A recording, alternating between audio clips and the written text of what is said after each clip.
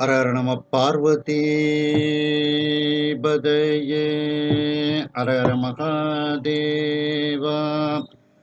தென்னாடுடைய சிவனே போற்றி, எந்நாட்டவர்க்கும் இறைவா போற்றி.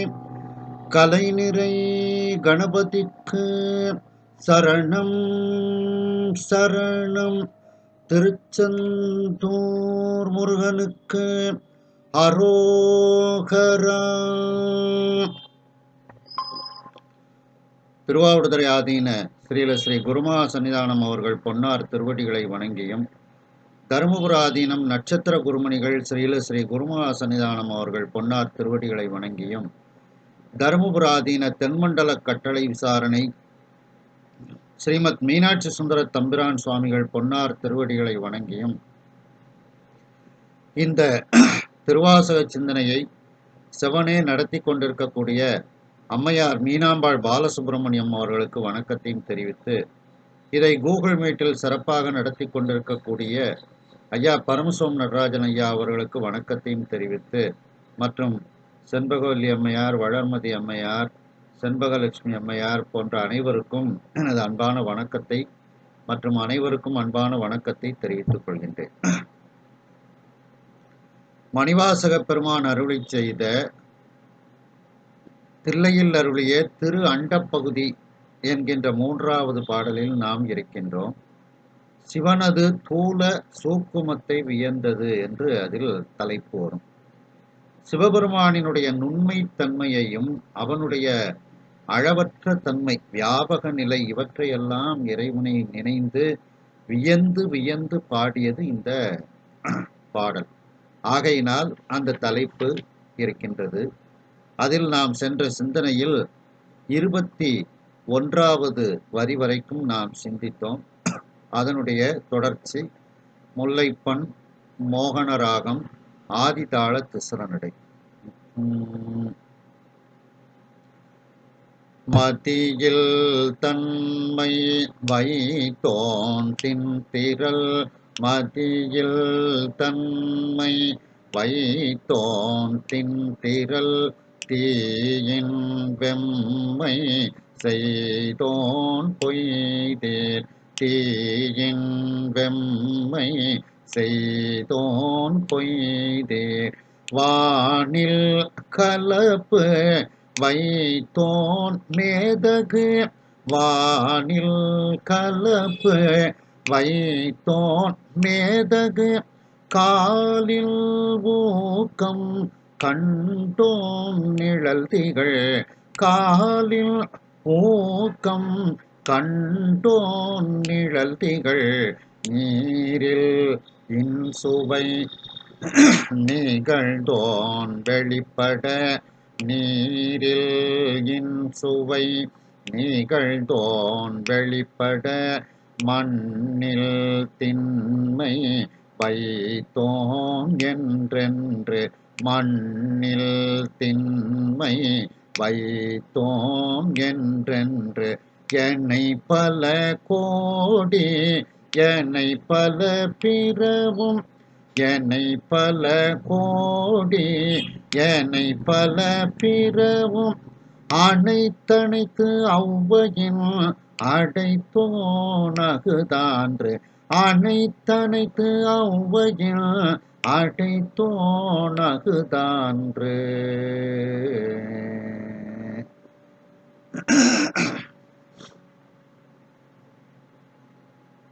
சென்ற சிந்தனையில்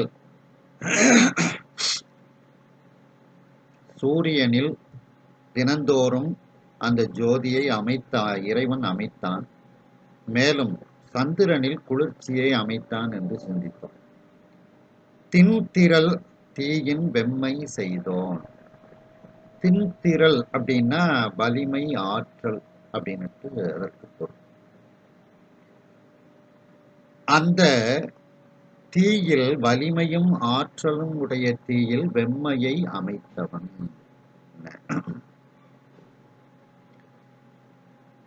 வெப்பத்தை உண்டாக்கியவன் அவன் இறைவனாக இருக்கின்றான். அந்த தீ தன்னிடத்தில் வந்த அனைத்தையும் நீராக ஆக்கி விடுகிறது, பஸ்மமாக்க பொடியாக ஆக்கி விடுவதனால் அதற்கு வலிமை ஆற்றல் அப்படின்னுட்டு அதுல அடைமொழி கொடுத்திருக்கின்றார். அடுத்து பொய்தீர் வானில் கலப்பு வைத்தோன். அந்த திண்திரள் அப்படின்னா இழையாத வலிமை அப்படின்னுட்டு அதற்கு ஒரு பொருள். அதாவது எல்லாவற்றையும் அந்த பொடி பொடியாக நீராக ஆக்கிவிடக்கூடிய ஆற்றல்ங்கிறதுனாலதான் அந்த நெருப்புக்கு திண்திரள்ங்கிற அடைமொழிய மணிவாசக பெருமான் கொடுக்கின்றார்கள். அடுத்து அந்த ஆகாயத்தில் கலப்பு வைத்தோம். கலப்புன்னா வியாபகத்தன்மை. அந்த ஆகாயத்துக்கு கீழதான் மீதி உள்ள 4 பூதங்களும் வருகின்றது. அப்ப அது எல்லாத்திலையும் இந்த ஆகாயம் கலந்து இருக்கின்றது. அதை சொல்லும்போது பொய்தீர் வான் அப்படின்னுட்டு, அதாவது பொய்த்தல் அப்படின்னா இல்லையாதல். ஆகாயம் என்று ஒன்று இல்லை அப்படின்னு சொல்லக்கூடியவர்களுடைய கூற்று மெய்யாகாமை குறித்து அந்த ஆகாயத்துக்கு அடைமொழி கொடுக்கும் போது பொய்தீர் அப்படின்னுட்டு அடைமொழி கொடுக்குறாங்க. அந்த ஆகாயமானது தனக்கு கீழுள்ள எல்லா பொருள்களிலும் உளதாதல் அறிக, அதை தெரிந்து கொள்ளுங்கள். இதையே கலப்பு அப்படின்னுட்டு அதுல கூறுகின்றார்.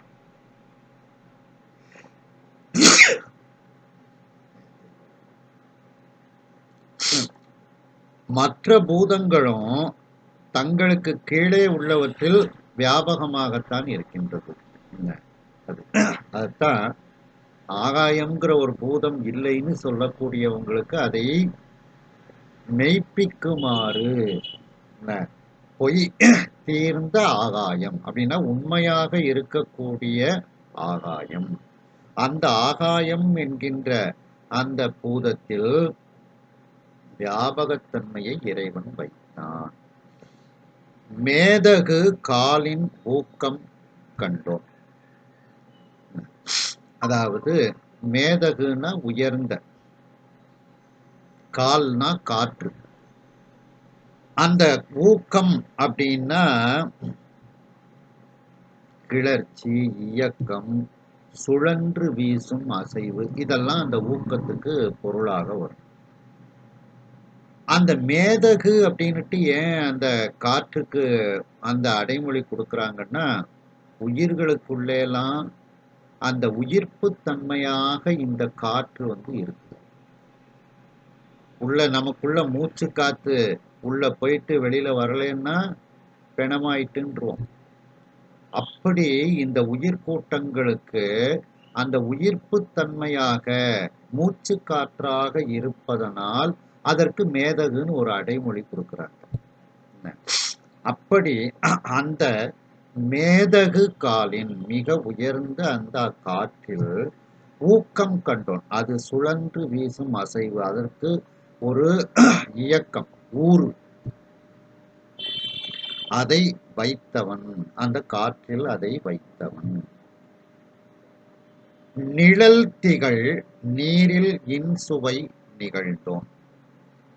பொதுவா நிழல் அப்படின்னா குளிர்ச்சின்னு அர்த்தம். மரத்து நிழல் குளிர்ச்சியா இருக்கு அப்படின்னு சொல்றோம்ல. அப்ப வெயில் படாம குளிர்ச்சியாக இருக்கிறது. அப்படி அந்த குளிர்ச்சி பொருந்திய நிழல்னா குளிர்ச்சி, குளிர்ச்சி பொருந்திய அந்த தண்ணீரில் இனிமையான சுவையாக அவன் இருக்கின்றான். அந்த சுவையை வைத்தவன். இன்னும் நிழல்ங்கிறதுக்கு ஒளின்னு ஒரு அர்த்தம் உண்டு. இப்ப நல்ல தூய்மையான தண்ணீர்ல நாம போய் நம்ம முகத்தை காமிச்சோம்னா அந்த நிழலை பிரதிபலிக்கும்.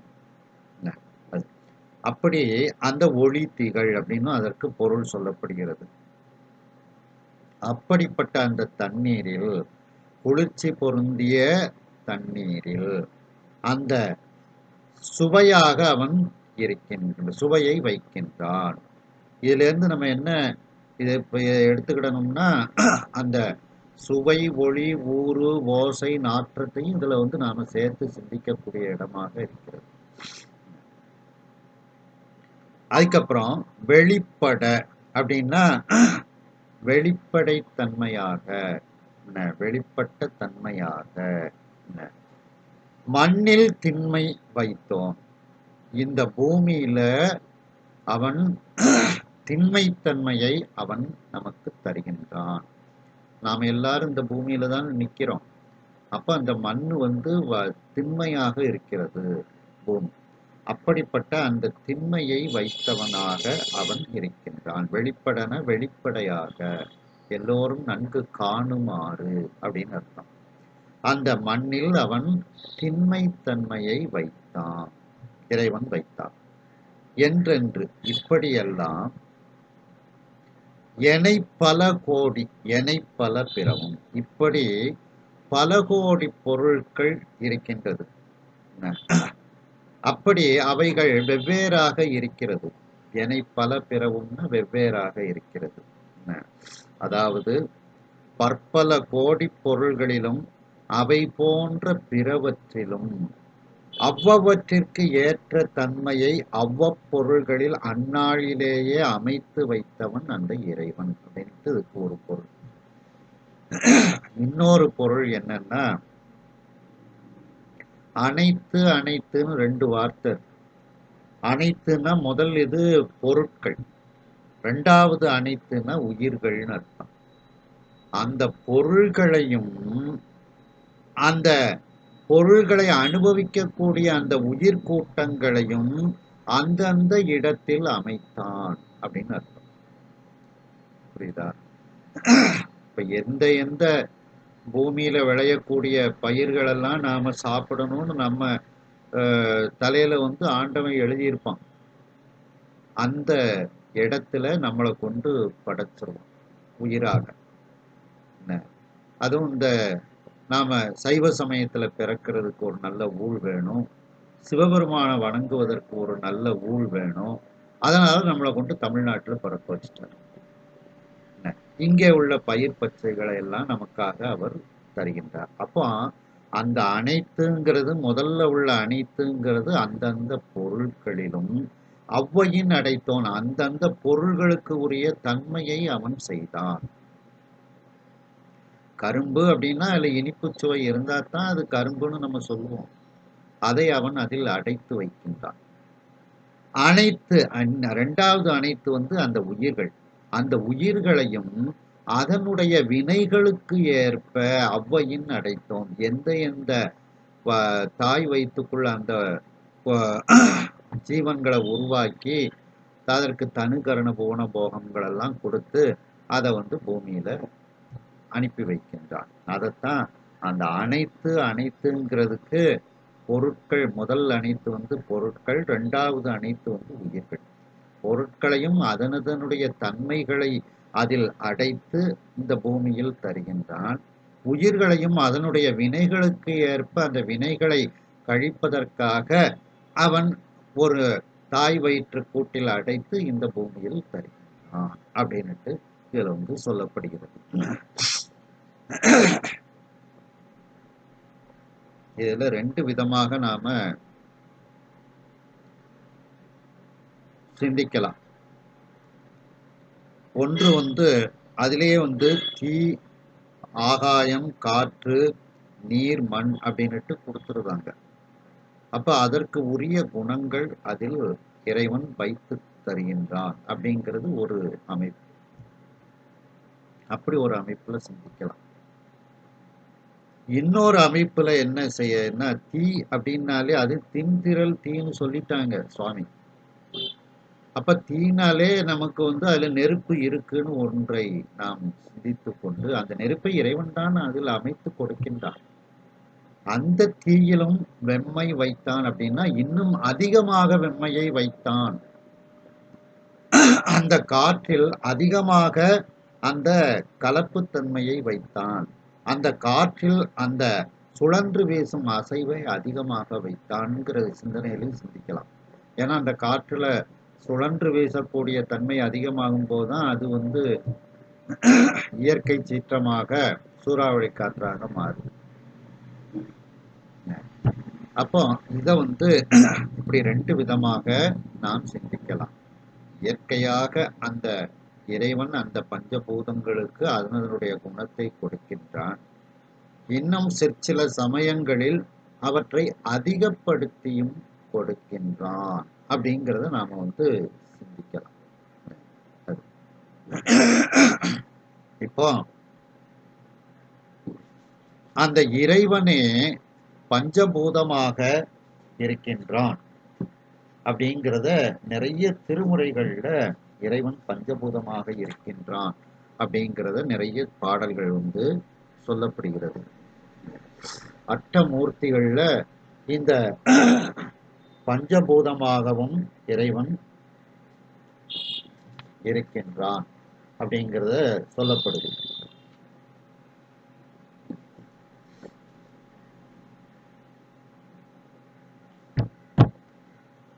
இத பாத்தீங்கன்னா சம்பந்த பெருமானுடைய முதல் திருமுறையில பாத்தீங்கன்னா, பண்ணும் பதம் 7ம் பல ஓசை தமிழவையும் உள் நின்றதோர் சுவையும் ஒரு தாழத் தொலி பலவும் மண்ணும் புனல் உயிரும் வரு காற்றும் சுடர் 3ம் விண்ணும் முழுதானிடம் வீழிமிழலையே.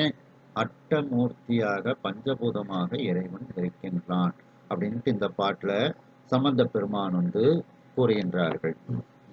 மேலும் அதே முதல் திருமுறையில சொல்லும்போது,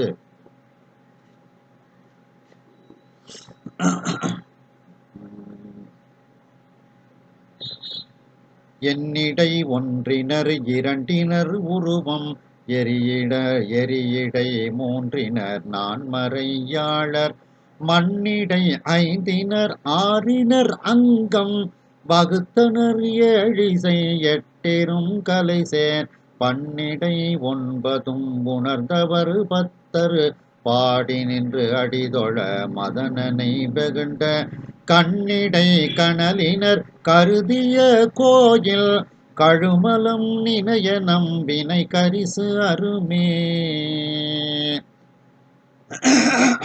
ஒவ்வொரு பூதங்கள்லையும் அந்த 5 தன்மைகள் பூமியில 5 தன்மைகள்ங்கிறத இதுல வகுத்து சொல்றாங்க. மண்ணிடை 5னர் அப்படின்னுட்டு.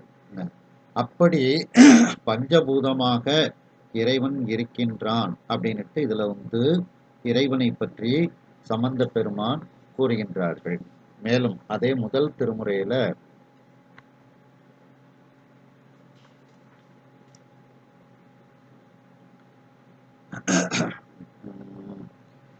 கலையவன் மறையவன் காற்றொடு தீ மலையவன் விண்ணோடு மண்ணும் அவன் கொலையவன் கொடிமதில் கூட்டளித்த சிலையவன் வளநகர் சிறபுறமே. காற்றொடு தீ மலை விண் மண் இப்படி பஞ்சபூதமாக அந்த இறைவன் இருக்கின்றான் அப்படின்னுட்டு இதுல அந்த இறைவனுடைய பஞ்சபூதம்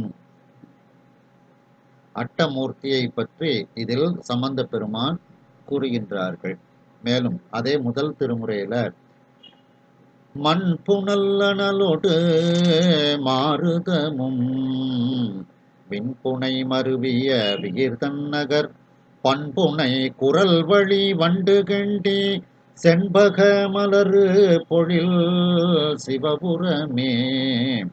மண் புனல் அனலோடு மாருதமும் விண்புனை மருவிய விகிர்தன் நகர் இதிலெல்லாம் நீக்கமர நிறைந்திருக்கக்கூடிய அந்த பெருமான் அப்படின்னுட்டு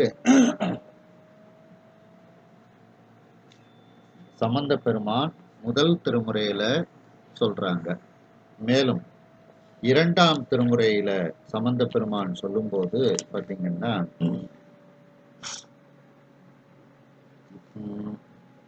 ஓதியாரும் அறிவாரில்லை ஓதி உலகெல்லாம் சோதியாய் நிறைந்தான் சுடற்சோதியுட்சோதியான் வேதியாகி விண்ணாகி மண்ணோடு எரி காற்றுமாய் ஆதியாகி நின்றானும் ஐயாருடை ஐயனே. விண்ணாகி மண்ணோடு எரி காற்றுமாய் இப்படி பஞ்சபூதங்களாக அந்த இறைவனே இருக்கின்றான் அப்படின்னுட்டு சம்பந்த பெருமான் 2ஆம் திருமுறையில கூறுகின்றார்கள். மேலும் அதே 2ஆம் திருமுறையில பார்த்தீங்கன்னா, மண்ணோடு நீர் அனல் காலோடு ஆகாயம் மதியிரவி எண்ணில் வரும் இயமானன் இகபரமும் எண்டிசையும் பெண்ணினோடு ஆண் பெருமையோடு சிறுமையுமாம் பேராழல் விண்ணவர்கோன் வழிபட வெண்காடு இடமா விரும்பினே. இதுல அந்த அட்டமூர்த்தியாக பஞ்சபூதம் சூரியன் சந்திரன் உயிர் கூட்டங்களாக அந்த இறைவன் இருக்கின்றான்னுட்டு இந்த பாடலில் சம்பந்த பெருமான் கூறுகின்றார்கள். மேலும் அதே 2ஆம் திருமுறையில பாத்தீங்கன்னா,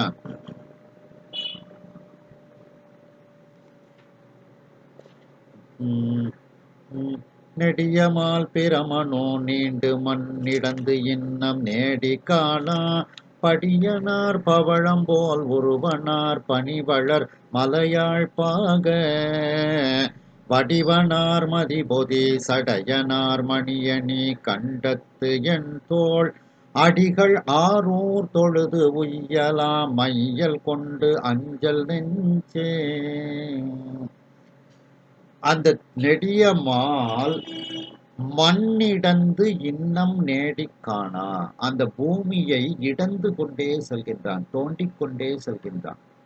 அப்ப அந்த பூமியை தோண்டிக் கொண்டே திருமால் செல்வதனால அந்த மண்ணில் திண்மை வைத்தோன் அப்படிங்கிறதுக்கு இது ஒரு நல்ல ஒரு இடம். ஏன்னா திண்மை வைத்ததுனாலதான் அதை தோண்டிக்கொண்டே அந்த திருமால் பன்றி ரூபமாக செல்கின்றான். அதனால வெளிப்படையாக எல்லோருக்கும் தெரியுமாறு மண்ணில் திண்மை வைத்தோம். அந்த பூமியில திண்மைத்தன்மையை வைத்ததுனாலதான் திருமால் தேடிக்கொண்டே தோண்டிக்கொண்டே செல்கின்றார். அதான் நெடியமால் பிரமனும் நீண்டுனா பிரம்மன் அன்னப்பறவையா போறார். இந்த மால் மண் இடந்து மண்ணை தோண்டி கொண்டு இன்னம் நேடி காணாம், அதுவாட்டு தோண்ட தோண்ட போயிட்டே இருக்கு. அப்போ ஆகாயத்துக்கு கீழையும் கலப்ப வைக்கின்றார், வியாபகத்தன்மையை வைக்கின்றார். ஒவ்வொரு பஞ்சபூதத்துக்கும் கீழையும் ஒரு வியாபகத்தன்மையை இறைவன் வைக்கின்றார். அப்ப அதனாலதான் மண்ணுக்கு கீழே தோண்ட தோண்ட மண்ணா அது ஒரு வியாபகம் மாதிரி போய்கிட்டே இருக்கு. மண்ணுக்கு கீழே கொஞ்ச தூரத்துல ஏதாவது வரணும்ல, அது எவ்வளவு தூரம் போக முடியுமோ போய்கொண்டே இருக்கிறது. அதான் மண்ணுக்கு கீழேயும் அந்த மண்ணை வியாபகமாக வைக்கின்றார். அதான் ஒவ்வொரு பஞ்சபூதத்துக்கு கீழையும் அதனுடைய வியாபகத்தன்மையை வைக்கின்றார் இறைவன் அப்படிங்கிறதை நம்ம பார்த்தோம். அடுத்து அதே 2ஆம் திருமுறையில பார்க்கும்போது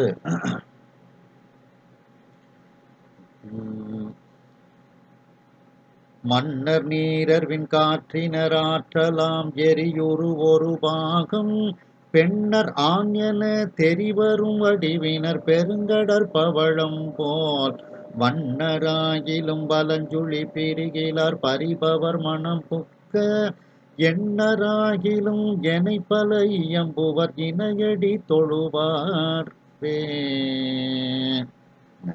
மன்னர் நீரர் விண் காற்றினர் ஆற்றலாம் எரியுரு, அந்த ஆற்றல் மிகுந்த நெருப்பாக அவர் இருக்கின்றார். அதைத்தான் இதுல சொல்லும் போது பாத்தீங்கன்னா தின்திரள் தீ அப்படின்னுட்டு மணிவாசக பெருமானும் சொல்கின்றார். அத சம்பந்த பெருமான் சொல்லும் போது ஆற்றலாம் எரியுரு எரி அப்படின்னுட்டு அந்த நெருப்புக்கு அடைமொழி கொடுக்கும் போது ஆற்றல் அப்படிங்கிறத கொடுக்கிறார். அதை இங்க மணிவாசக பெருமான் தின்திரள் தீ அப்படின்னுட்டு இதில் ஒரு அந்த அடைமொழியை கொடுக்கின்றார்கள். மேலும் திருஞான சம்பந்த பெருமான் 3ஆம் திருமுறையில சொல்லும்போது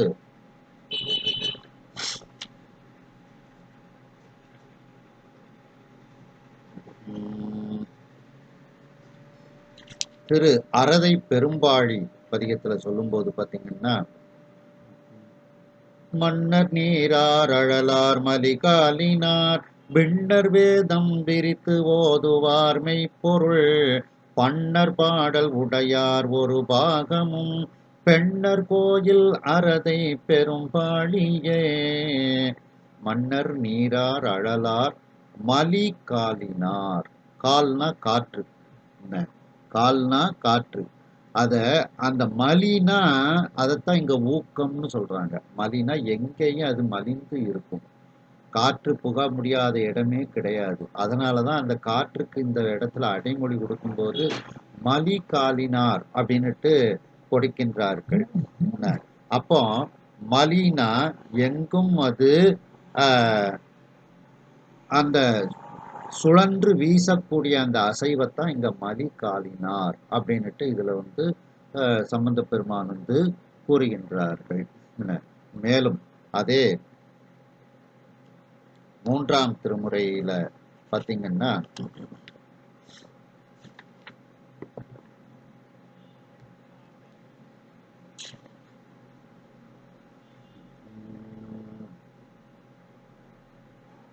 விழிதரு நீரும்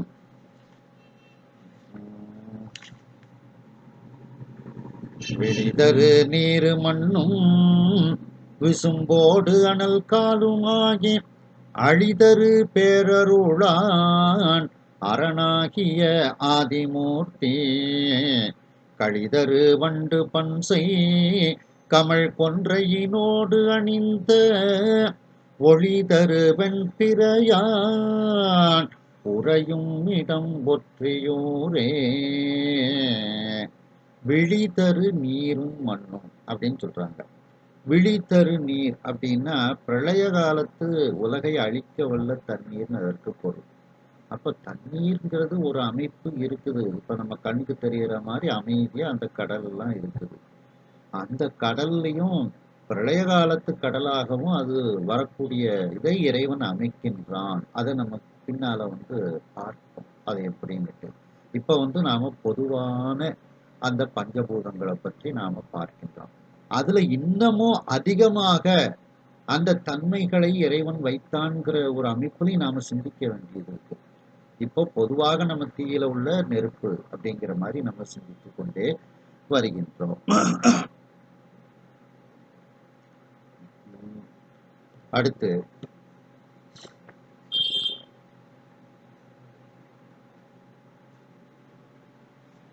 திருநாவுக்கரசு பெருமான் அருளி செய்த 4ஆம் திருமுறையில பாத்தீங்கன்னா,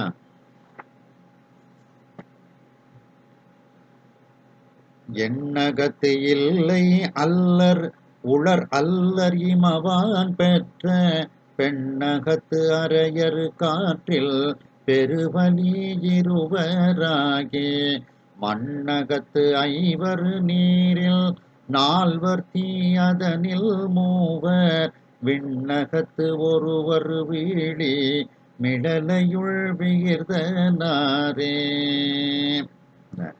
இதுல அந்த ஒவ்வொரு பஞ்சபூதங்கள்லையும் அந்த அவைகள் எப்படி நீரில் 5ஆக இருக்கின்றது, மண்ணில் 5ஆக இருக்கின்றது, நீரில் 4ஆக இருக்கின்றது அப்படிங்கிறத இதுல அந்த தன்மாத்திரை விளக்கத்தை இதுல சொல்றாங்க. புரியுதா?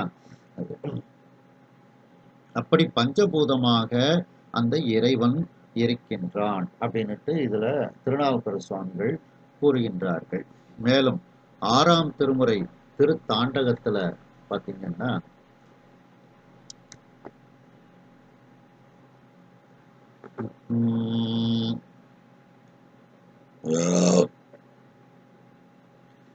ஏகாசமாம் புலித்தோல் பாம்பு தாழ இடுவன் தலை கலனா ஏந்தினாலும் மேகாசம் கட்டளித்த வெள்ளி மாலை புனலார் சடைமுடி மேற்புனைந்தார் போலும் மாகாசமாய வெண்ணீரும் தீயும் மதியும் மதி பிறந்த விண்ணும் மண்ணும் ஆகாசம் என்று இவையும் ஆனார் போலும் ஆக்கோரில் தான் தோன்றி அப்பனாரே. அந்த பஞ்சபூதமாக இருக்கின்றான் அப்படின்னுட்டு இதுல திருநாவுக்கரசு சுவாமிகள் கூறுகின்றார்கள். மேலும் அதே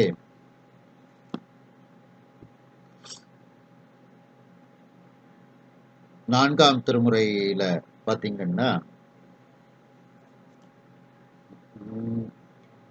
கண்ணவன்கான் கண்ணொளி சேர் காட்சியான்கான் கந்திருவம் பாட்டிசையில் காட்டுகின்ற பன்னவன்கான் பன்னவற்றின் திரள் ஆனான்கான் பழமாகிச் சுவையாகிப் பயக்கின்றான்கான் மன்னவன்கான் தீயவன்கான் நீரானான்கான் வந்து அலைக்கும் மாறுதன்கான் மழை மேகம் சேர் விண்ணவன்கான் விண்ணவர்க்கும் மேலானான்கான் விண்ணெளி தன் வீழி மிழலையாமே.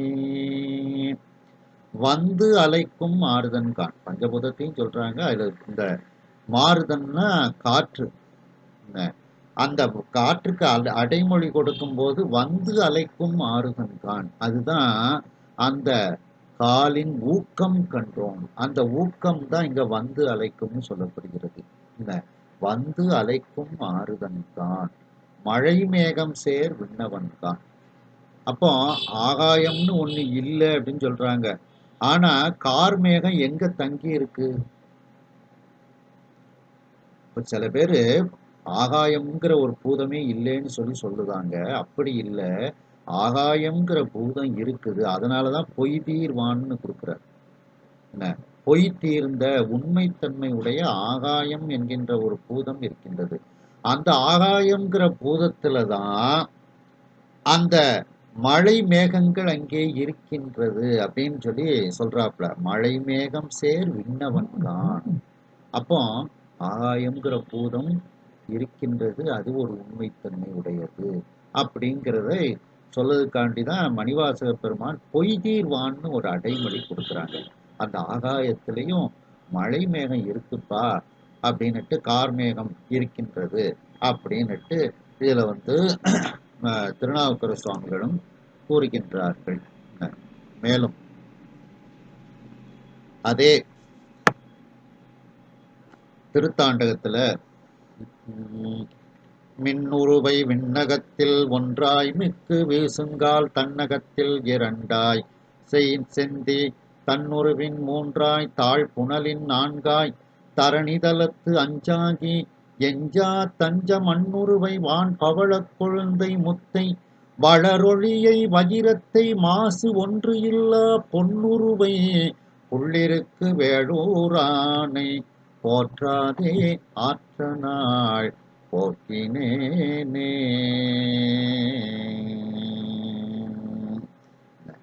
அதாவது அந்த விண்ணகத்தில் ஒன்று அப்படின்னு சொல்லும்போது ஓசை, அங்க வீசும் கால் தன்னகத்தில் இரண்டு அப்படின்னு சொல்லும்போது ரெண்டு அங்கே இருக்கிறது. ஓசை ஊறு அப்படிங்கிறது ரெண்டு இருக்கின்றது. செந்தி தன்னுருவின் மூன்றாய் அப்படின்னு சொல்லும்போது ஓசை ஊறு ஒளி அந்த தீயில் இருக்கின்றது. புனலில் தாழ் புனலில் நான்காய் அதுல வரும்போது ஓசை ஊறு ஒளி சுவை. தரணி தலத்து அஞ்சாகி, தரணினா பூமி, பூமியில அஞ்சாக ஓசை ஊறு ஒளி சுவை நாற்றம் என்ற 5 குணங்களும் அமைந்துள்ளது அப்படிங்கிறத இதுல சொல்றாங்க. ஏன்னா நீரில் இன்சுவை அப்படின்னுட்டு சுவையை பத்தி சொல்லப்பட்டிருக்கு. ஒன்றை சொன்னா மற்றதை நாம அதுக்குள்ள அடக்கம், மற்ற குணங்களையும் நாம அது சிந்திக்கக்கூடிய இடமாகத்தான் இருக்கிறது. ஏன்னா நீரில் இன்சுவை அப்படின்ட்டு சுவையை பத்தி சொல்லியிருந்தாங்க. அப்ப மற்ற பூதங்கள்லையும் என்ன என்ன குணங்கள் இருக்குங்கிறது அதுல அடக்கம்தான். அதனால இப்படி இந்த பாட்டுல சொல்லப்படுகிறது. அதே மாதிரி மிக்கு வீசுங்கால் அப்படின்னுட்டு அந்த காற்றை பத்தி சொல்லும்போது மிக்கு வீசுங்கால்னு சொல்றாரு. அதான் இங்க ஊக்கம்.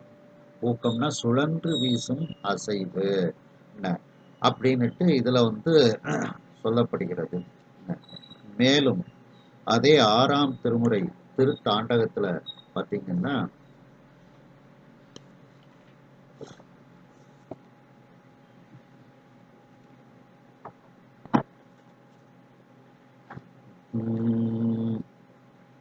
மண்ணிலங்கு நீர் அனல் கணு கால்வானுமாகி மற்றவற்றின் குணமெலாமாய் நின்றாரும் பன்னிலங்கு பாடலோடு ஆடலாரும் பருப்பதமும் பாசூரும் மண்ணினாரும் கண்ணிலங்கு நுதலாரும் கபாலம் ஏந்தி கடைதோறும் பலி கொள்ளும் காட்சியாரும் விண்ணிலங்கு வெண்மதிய கண்ணியாரும் வெண்ணி அமர்ந்து உரைகின்ற விகிர்தனாரே.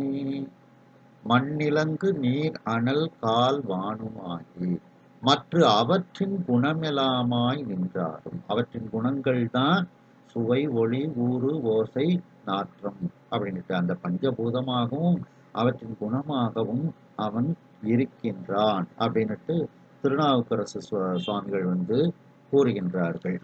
மேலும் அதே 6ஆம் திருமுறை திருத்தாண்டகத்துல பாத்தீங்கன்னா மன்னதனில் 5ஐ மாநீரில் 4ஐ வயங்கு எரியில் 3ஐ மாருதத்து 2ஐ விண்ணதனில் 1ஐ விரிகதிரை தன்மதியை தாரகைகள் தம்மின் மிக்க எண்ணதனில் எழுத்தை ஏழிசையை காமன் எழிலழிய எரியுமிழ்ந்த இமையா நெற்றிக் கண்ணவனை கற்குடியில் விழுமியானை கற்பகத்தை கண்ணாரக் கண்டேன் நானே. இதுலயும் அந்த பஞ்சபூதங்களும் அவற்றவற்றிற்கு எத்தனை குணங்கள் இருக்கின்றது அப்படிங்கிறத இதுல வந்து திருநாவுக்கரசு சுவாமிகள் கூறுகின்றார்கள். மேலும் அதே 6ஆம் திருமுறையில பாத்தீங்கன்னா வாராரும் முலை மங்கை பாகத்தான் கான் மாமறைகள் ஆயவன் கான் மண்ணும் விண்ணும் கூறார்வென் தழல்லவனும் காற்றும் நீரும் குலவரையும் ஆயவன் கான் கொடு நஞ்சு உண்ட காராரும் கண்டன்கான் என் தோழன்கான் கைலை மலை பொறுப்பன்கான் விருப்போடு என்றும் தேராரும் நெடுவீதி திருப்புத்தூரில் திருத்தழியான்கான் அவன் என் சிந்தையானே. கூறார் வெண்தழல் அவனும். கூறார் அப்படிங்கிறது தான் இங்க வந்து அந்த தின்திரல் தீ அப்படிங்கிறது.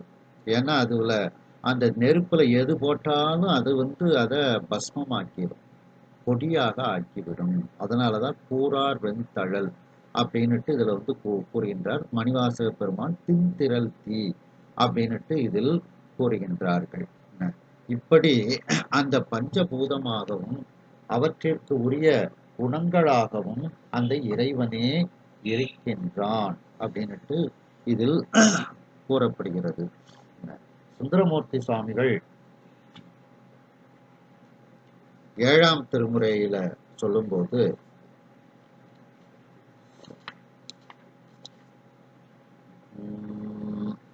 திருக்கடவூர் வீரட்டம் சொல்லும்போது மண்ணீர் தீவெளிகாள் வரு பூதங்கள் ஆகி மற்றும் பெண்ணோடு ஆண் அலியாய் பிறவாவுரு ஆனவனே கண்ணார் உண்மணியே கடவுர் தனுள் வீரட்டத்தையும் அண்ணா என்னமுதே எனக்கு ஆர் துணை நீயலதே.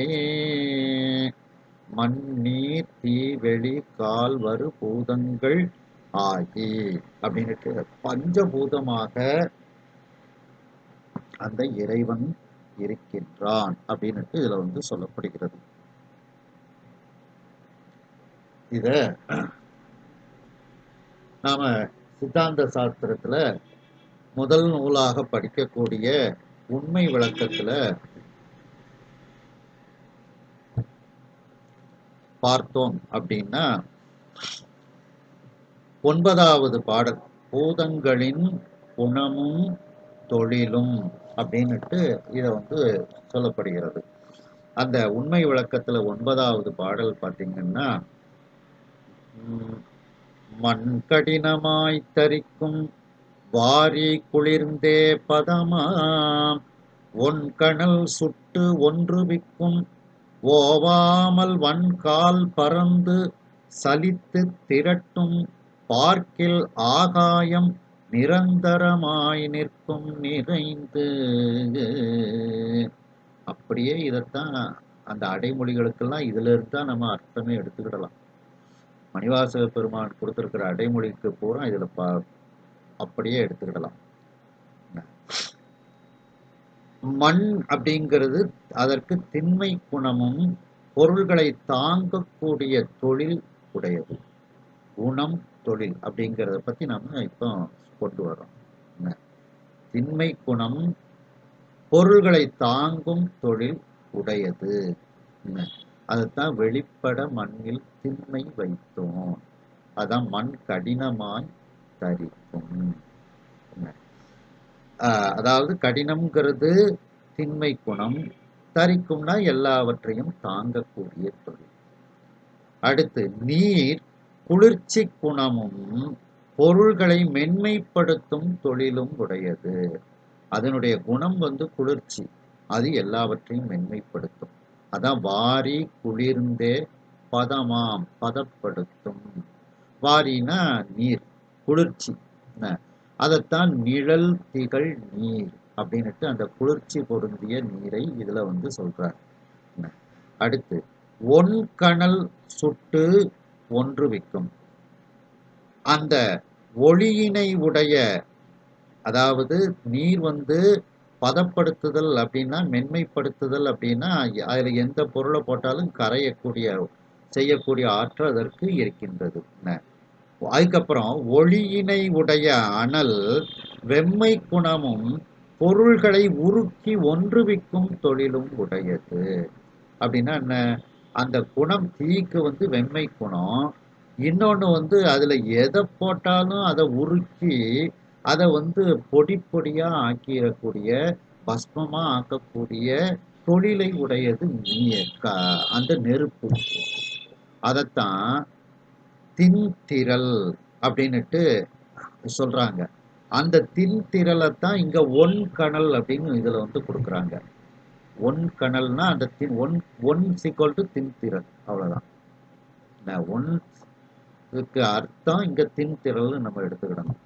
அந்த நெருப்பானது சுட்டு எல்லாவற்றையும் அது அந்த சுட்டு ஒன்றுவிக்கும், தன்னை போலவே பொடி பொடியா ஆக்கியது, பஸ்மமா ஆக்கியது. அது அடுத்து ஓவாமல் வன்கால் பறந்து சலித்து திரட்டும். வழப்பம் உள்ள காற்று ஒளிவு இல்லாமல் பரவும் குணமும் பொருள்களை திரட்டும் தொழிலும் உடையது. காற்று பரவக்கூடிய குணம், பொருள்களை திரட்டக்கூடிய தொழில். அதைத்தான் இங்க ஊக்கம் அப்படின்னுட்டு, மேதகு காலின் ஊக்கம் அப்படின்னுட்டு. அது எங்கேயும் பரவக்கூடியது, எல்லாவற்றையும் திரட்டக்கூடியது. சுழன்று வீசும்போது எல்லாத்தையும் ஒன்னா திரட்டிடும். மண்ணல் எப்பா புழுதி காத்து என்னமா புழுதியை திரட்டிக்கிட்டு வருது அப்படின்னு நம்ம சொல்லுவோம். அப்ப அந்த திரட்டக்கூடியது, அந்த திரட்டும் தொழிலை உடையது. அதைத்தான் இதுல வன்கால், கால்னா காற்று, பறந்து பரவும் குணத்தோடு சலித்து திரட்டும், எல்லாத்தையும் அப்படி ஒன்னா பொருள்களை எல்லாம் திரட்டக்கூடிய தொழிலை உடையது காற்று. அதைத்தான் இதுல காலின் ஊக்கம் கண்டோன். ஊக்கம்னா சுழன்று வீசும் அந்த அசைவு. அடுத்து பார்க்கில் ஆகாயம் நிரந்தரமாய் நிற்கும் நிறைந்து.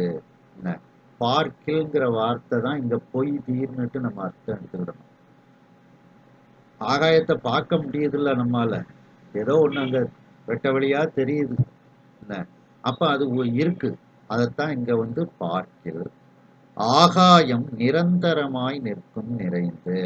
அந்த ஆகாயமாகிய அந்த வெளியாதல் என்ற குணம், அதற்கு குணம் வெளியாக, வெட்ட வெளியாக ஆதல் அப்படிங்கிற குணமும் எப்பொருள்களிலும் ஊடுருவி நிறைந்து நிற்கும் தொழிலும் உடையது அந்த ஆகாயம். அதைத்தான் இதுல பொய்தீர் வானில் கலப்பு, கலப்புனா வியாபகம், எல்லாவற்றிலும் ஊடுருவி நிற்கக்கூடிய அந்த தொழில் தான் இங்க வியாபகம், கலப்பு அப்படின்னுட்டு சொல்லப்பட்டிருக்கிறது. அதைத்தான் ஆகாயம் நிரந்தரமாய் நிற்கும் நிறைந்து அப்படின்னு சொல்றாங்க. அதாவது இதுல அந்த பூதங்களினுடைய குணப்பண்பும் தொழிற்பண்பும் நாம சொல்லப்பட்டிருக்கு. குணம் வேறு, பண்பு வேறு. ஒரு பொருளின் இயல்பு குணம் எனப்படும். ஒரு பொருளின் இயல்பு காரணமாக அந்த பிற பொருள்களின் கண் நிகழும் விளைவு அப்பொருளின் தொழில் எனப்படும். இப்போ தண்ணீர் அப்படின்னு எடுத்துட்டா அது குளிர்ச்சி, அது அதனுடைய இயல்பு, அது குணம். அது மண்ணுல கலக்கும் போது அது மண்ணை அப்படியே நெகிழ்ச்சியாக ஆக்கி விடுகிறது. அது அதனுடைய பண்பு. புரியுதா? மென்மைப்படுத்துகிறது அந்த மண்ணை. அந்த மென்மைப்படுத்தக்கூடிய எல்லா பொருளையும் கரைக்கக்கூடிய அந்த தொழிலை அது செய்கிறது. அது அதனுடைய பண்பு. அந்த மாதிரி. அடுத்து அந்த தன்மாத்திரைகள் 10வது பாட்டு பார்த்தீங்கன்னா, உள்ளபடி மாபூதம் போதினோம் உண்டனக்கு கள்ளமிகும் ஐம்புலனும் கட்டுரைக்கின் மெல்லவே ஓசை பரிசம் உருவம் சுவை நாற்றம் ஆசை தரும் ஐம்புலனே ஆம். இப்ப 5 பூதங்களை பற்றி சொல்றோம். அதாவது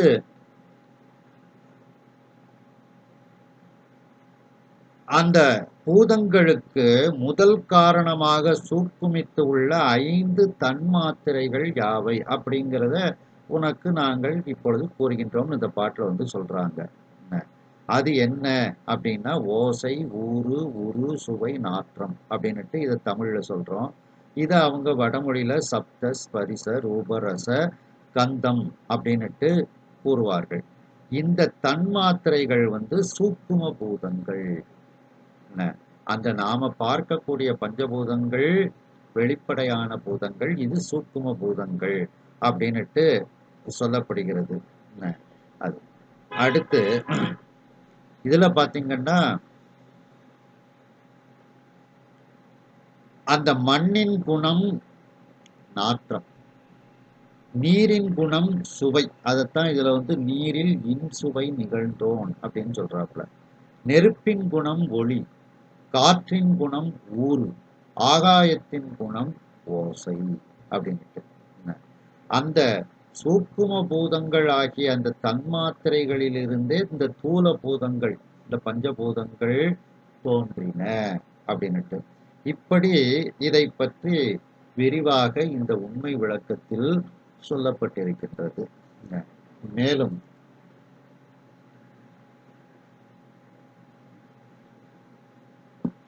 சிவஞான சித்தியார்ல பாத்தீங்கன்னா இதை பற்றி சொல்லப்பட்டிருக்கு.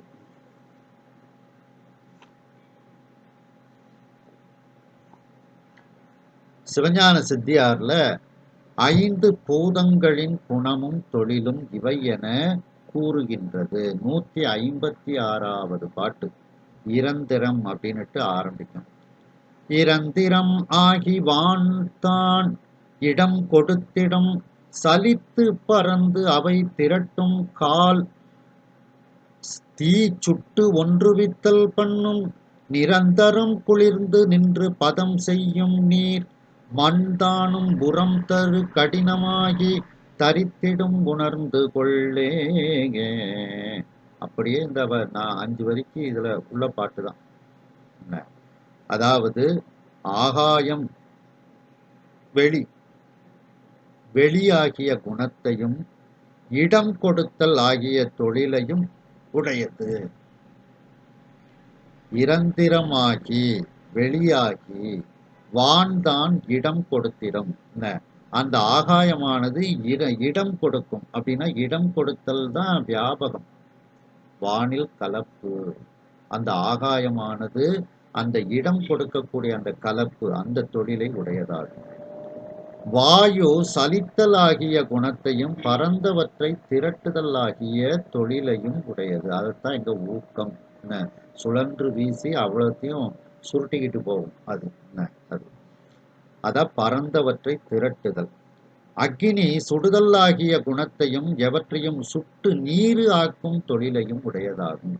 என்ன, அதனாலதான் அந்த தின்திரள் தீ, அந்த வலிமையான தீ அப்படின்ட்டு சொல்றாங்க. அதில் வெம்மை செய்தோன் அப்படின்ட்டு இதுல சொல்லப்படுகிறது. எல்லாவற்றையும் தன்னில தாங்கிட்ட வந்து அத்தனையும் தன்னை போலவே ஆக்கி பொடி பொடியாக ஆக்கிவிடும் அந்த நெருப்பு. என்ன, நீர் இடைவிடாது குளிர்தல் ஆகிய குணத்தையும் நனைத்தல் ஆகிய தொழிலையும் உடையதாகும். நிரந்தரம் குளிர்ந்து நின்று பதம் செய்யும். அதைத்தான் இதுல வந்து அந்த நிழல் திகழ், நிழல்னாலே குளிர்ச்சின்னு அர்த்தம். மரத்துக்கு கீழே நிழல் இருக்கு அப்படின்னா குளிர்ச்சியா இருக்குன்னு அர்த்தம், வெயில் படாம. நிழல்னா குளிர்ச்சின்னு ஒரு அர்த்தம், ஒளின்னு ஒரு அர்த்தம் உண்டு. அப்படி அந்த குளிர்தல் என்கின்ற குணத்தை உடையது, நனைத்தல் எல்லாவற்றையும் நனைத்து பதமாக செய்யக்கூடிய தொழிலை உடையது. அதான் பதம் செய்யும் நீர். மண் தானும் உரம் தரு கடினமாகி தரித்திடும் உணர்ந்து கொள்ளே. மண் வலிமை தருவதற்கு ஏதுவாகி கடினமான குணத்தையும், அதான் திண்மை குணம். அந்த எல்லாவற்றையும் தாங்குதல் ஆகிய தொழிலையும் உடையது இந்த மண் அப்படின்னுட்டு, இவற்றினுடைய குணத்தையும் தொழிலையும் தெரிந்து கொள் அப்படின்னுட்டு இந்த சிவஞான சித்தியார்லையும் இதே கருத்தை வந்து அருணந்தி சிவாச்சாரிய சுவாமிகள் கூறுகின்றார்கள்.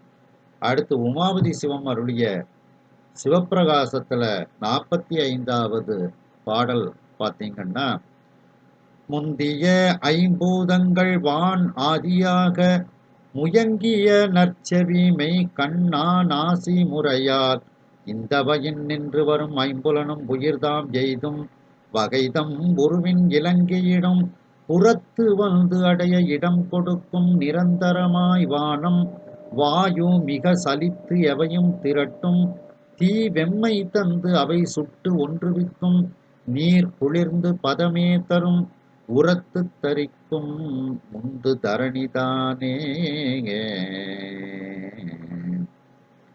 அந்த முதல் இதை நம்ம விட்டுருவோம், நம்ம சப்ஜெக்ட்ல உள்ளதை அந்த இதை பார்ப்போம். புறத்து வந்து அடைய இடம் கொடுக்கும் நிரந்தரமாய் வானம் அப்படின்னு இதுல சொல்லப்படுது.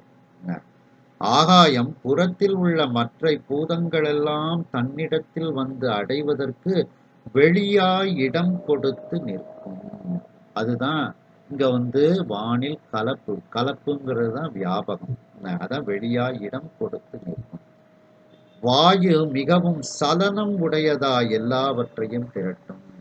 அதான் சலனம்ங்கிறது தான் ஊக்கம், சுழன்று வீசும் அந்த அசைவு, எல்லாவற்றையும் ஒன்னா அந்த புழுதி புயல் மாதிரி மண்ணெல்லாம் திரட்டிடும். அது நெருப்பு வெப்பத்தை கொடுத்து அவற்றை சுட்டு ஒன்றுபடுத்தும். அந்த நெருப்பானது தன்னிடத்தில் வந்த பொருள்களுக்கு தன்னுடைய அந்த வெப்பத்தை கொடுத்து அவற்றையெல்லாம் பொடி பொடியாக திருநீர் போல ஆக்கிவிடும். நீர் குளிர்ந்து பதம் செய்து நிற்கும். நீர் குளிர்ந்து பதமே தரும். அந்த குளிர்ச்சிங்கிற குணம் அதனுடைய தொழில் தன்னை வந்ததை எல்லாத்தையும் பதப்படுத்திடும். அது பிருத்திவி உரத்து தரிக்கும் முந்து தரணி தானே. தரணினா பூமி. அது வந்து அந்த கடினமாகி, உரத்து அப்படின்னா கடினமாகி, தரிக்கும் எல்லாவற்றையும் தாங்கி நிற்கும் அப்படின்ட்டு இதே கருத்துக்களை இந்த சிவப்பிரகாசத்திலையும் உமாபதி சிவம் வந்து கூறுகின்றார்கள். இதுல பாத்தீங்கன்னா நம்ம இதுல பஞ்சபூத ஸ்தலங்கள் அப்படின்னுட்டு சொல்லப்படுகிறது.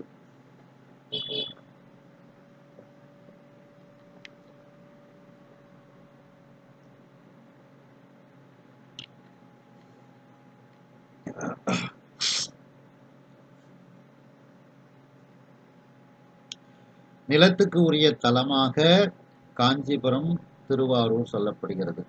அந்த திருவாரூர்லேயே காஞ்சிபுரத்துல பாத்தீங்கன்னா சுவாமி வந்து மணலால உள்ள சுவாமி. திருவாரூரும் அப்படித்தான். அந்த திருவாரூர் கோயிலே பாத்தீங்கன்னா மண்ணால் கட்டப்பட்ட கோயில். அதனால திருவாரூர் பறவையும் மண்டலி அப்படின்னுட்டு அதுக்கு பேர் வரும். மண் தளி, மண்ணால் கட்டப்பட்ட கோயில் அப்படின்னு.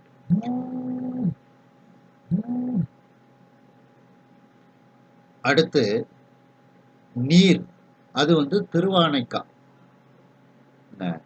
நான் சொல்றது கேட்கல?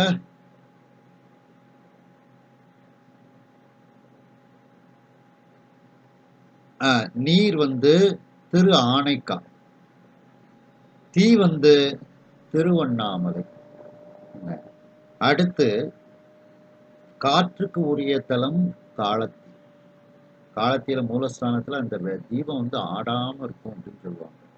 அது அடுத்து ஆகாயத்திற்கு உரிய தலம் தான் சிதம்பரம். இப்படி பஞ்சபூத ஸ்தலங்களாக இருக்கின்றது.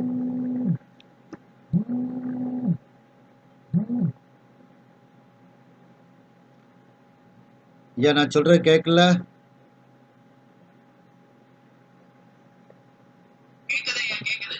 சரி சரி. அதுல பாத்தீங்கன்னா திருஞான சம்பந்த பெருமான் வந்து முதல் திருமுறையில திருவண்ணாமலைய பத்தி சொல்லும் போது என்ன சொல்றாங்க அப்படின்னா, வெம்புந்திய கதிரோன் ஒளி விலகும் விரிசாரல் அம்புந்தி முயையிலைதவன் அண்ணாமலையதனை கொம்புந்துவ குயிலாடுவ குளிர்காழியுள் ஞான சம்பந்தன தமிழ் வல்லவர் அடிபேணுதல் தவமே. முதலே கதிரோன் அப்படின்னு சூரியனை பற்றி சொல்லும்போது கதிரோன்னு சொல்லியிருக்காங்க. அது எப்படிப்பட்ட கதிரோன்? வெம்பொந்திய கதிரோன், வெம்மை மிகுந்த சூரியன். அப்ப அதுல ஏற்கனவே வெப்பம் இருக்கு. அந்த வெம்பொந்திய கதிரோன் ஒளி விலகும். ஏன்னா திருவண்ணாமலையில இருக்கக்கூடிய சுவாமி வந்து கோடி சூரிய பிரகாசம். அந்த கோடி சூரிய பிரகாசத்தை இந்த ஒரு சூரியனால பார்க்க முடியல, அந்த பக்கமே போக முடியல. அதனால இந்த சூரியன் வந்து விலகி செல்லுமா, திருவண்ணாமலையை விட்டு விலகி செல்லுமா. நாமளும் சாதாரண கண்ணால சூரியனை பார்த்தா கண்ணு நமக்கு பார்க்க முடியாது, கொஞ்ச நேரத்துல மூடிடும் கண். அதனால அந்த ஒளி வந்து அந்த சூரியனுடைய அந்த கிரணங்கள் அந்த திருவண்ணாமலைக்கு போகும்போது அங்க போக முடியல அதுவால. அதனால திருவண்ணாமலையை விட்டு விலகி போகலாம். அதான் வெம்பொந்திய கதிரோன் ஒளி விலகும், திருவண்ணாமலையை விட்டு விலகும். அப்படி விலகி இருக்கிறதுனால அந்த திருவண்ணாமலையில எப்போதும் சாரல், ஒரு குளிர்ச்சி தன்மை இருந்து கொண்டே இருக்கின்றது அப்படின்னுட்டு அந்த சூரியன்ல உள்ள ஒளி ஒரு அளவுக்கு உரிய உள்ள ஒளிதான், வெப்பந்தான் அப்படிங்கிறத அதுல நம்ம தெரிஞ்சுக்கிட்டோம். ஏன்னா இதை வந்து ரெண்டு விதமாக சிந்திக்கலாம் அப்படின்னு நான் சொன்னேன். ஒன்று இறைவன் அந்த பஞ்சபூதங்களுக்கு கொடுத்த தன்மை, இன்னொன்று அதை விட இன்னும் அதிகமான ஆற்றலையும் கொடுக்கிறார் அவங்களுக்கு. அது சில இடத்துல நாம வந்து சிந்திக்கக்கூடிய இடமாக இருக்கின்றது. அது என்ன அப்படின்ட்டு நாம வந்து சிந்திக்கலாம். ஏன்னா இதுல வந்து நம்ம பார்த்தோம்னா தீயில் தின்திரள் தீன்னு சொல்லும் போதே தீனாலே நமக்கு நெருப்புன்னு தெரிஞ்சிருது. அதுல இன்னமும் வெம்மை வைத்தோன் செய்தோன் அப்படின்னு சொல்லும்போது அதற்குரிய வெம்மைன்னு எடுத்துக்கிடலாம்.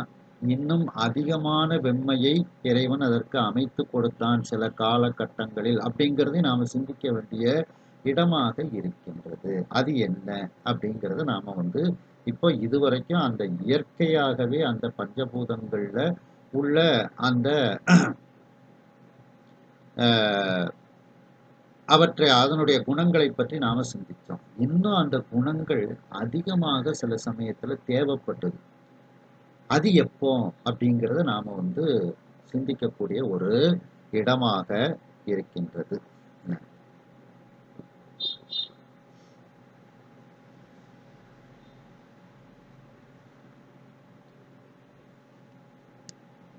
இப்போ கந்த புராணத்துல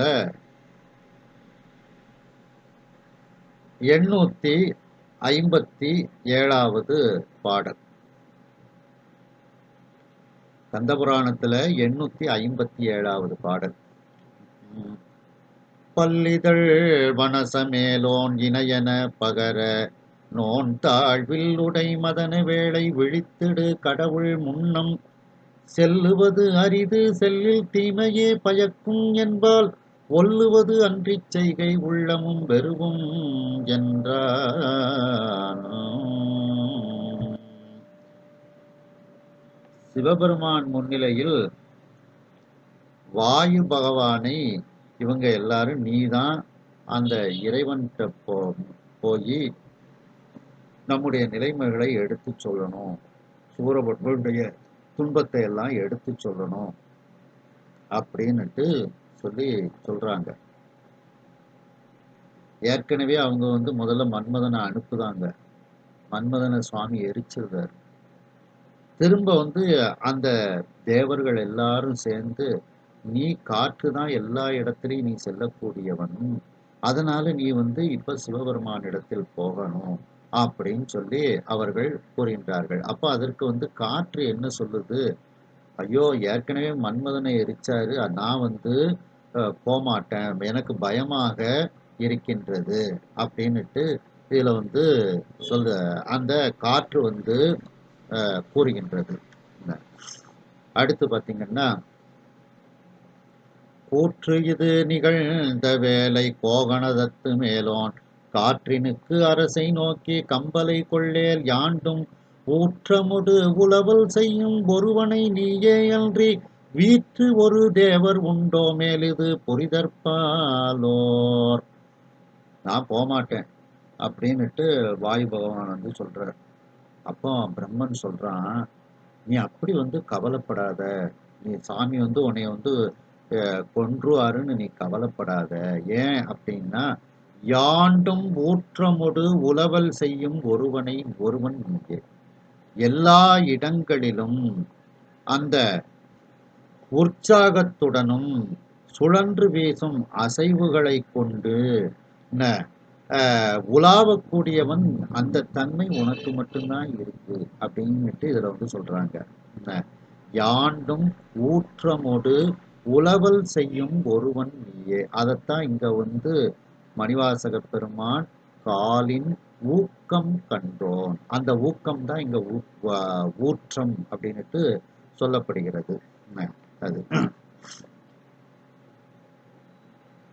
அடுத்து, உற்றுளி உதவி செய்வோர் உளப்புறா அது எவையும் மேவோர் அற்றமில் தவத்தாறு உற்றோர் அமர்புரி வீரராவார் மற்றொரு பொருளும் வெக்கார் வருத்தமும் ஓரார் ஆவி இற்றிட வரினும் என்னார் இனிது என மகிழ்வரு என்றே.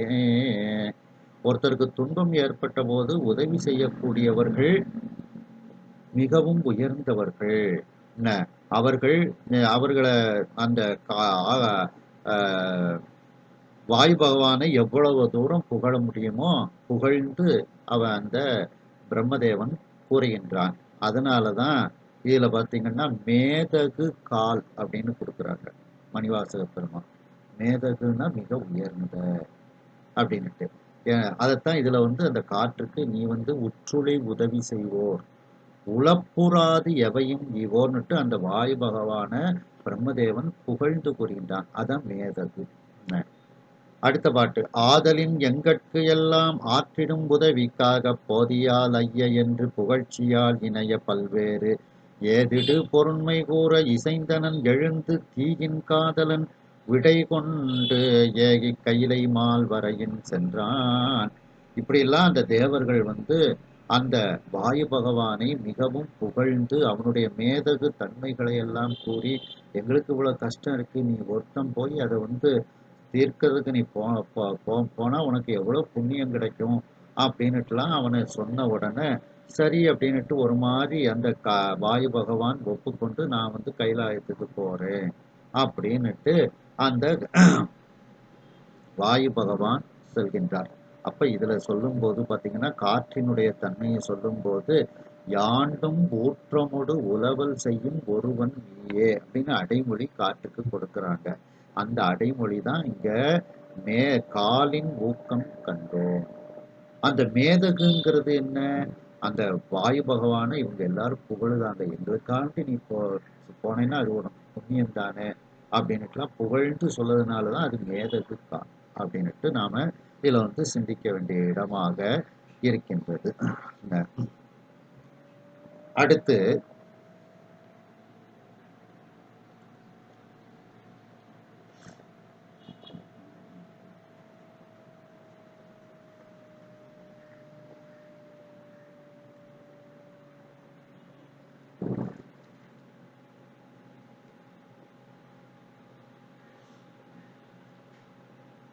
894.